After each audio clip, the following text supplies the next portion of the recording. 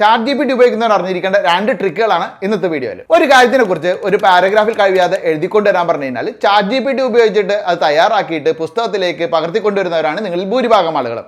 എന്നാൽ അത്തരത്തിൽ തയ്യാറാക്കുന്ന പാരഗ്രാഫുകൾ നമുക്ക് കണ്ടെത്താനാകുമെന്ന് നിങ്ങൾക്കറിയില്ല. ഇത് കണ്ടോ, ChatGPT-ൽ ഞാൻ ഇന്ത്യൻ ഡെമോക്രസിയെ പറ്റി ഒരു പാരഗ്രാഫ് തയ്യാറാക്കിയതാണ്.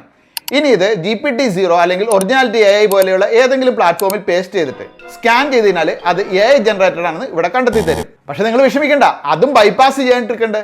അതാണ് ബൈപ്പാസ് ഹിക്സ് AI ഉപയോഗിച്ച് തയ്യാറാക്കിയ അതേ പാരഗ്രാഫ് നമ്മൾ bypass.hix.ai എന്നതിൽ പേസ്റ്റ് ചെയ്തിട്ട് ഹ്യൂമനൈസ് എന്ന് അമർത്തി കഴിഞ്ഞാൽ നമ്മൾക്ക് ലഭിക്കുന്ന ടെക്സ്റ്റ് എവിടെ പേസ്റ്റ് ചെയ്താലും അത് AI ഉപയോഗിച്ച് എഴുതിച്ചതാണെന്ന് കാണിക്കില്ല. അപ്പോൾ ഇനി അസൈൻമെന്റും മെസ്സേജും ഒക്കെ AI ഉപയോഗിച്ച് തയ്യാറാക്കുന്നവരാണ് നിങ്ങളെങ്കിൽ അത് 100% ഹ്യൂമൻ റൈറ്റിംഗ് ആക്കി മാറ്റാൻ വേണ്ടിയിട്ട് bypass.hix.ai എന്നത് ഇപ്പൊ തന്നെ ബുക്ക് മാർക്ക് ചെയ്തോളൂ. കൂടാതെ സെർച്ച് എഞ്ചിൻ ഒപ്റ്റിമൈസേഷൻ ഒക്കെ ചെയ്യുന്നവർക്ക് സെർച്ച് റാങ്കിങ് കൂട്ടാനും ഈ bypass.hix.ai സഹായിക്കും. ഇതുകൂടാതെ മാർക്കറ്റേഴ്സിനും ഇത് ഹെൽപ്ഫുൾ ആണ്.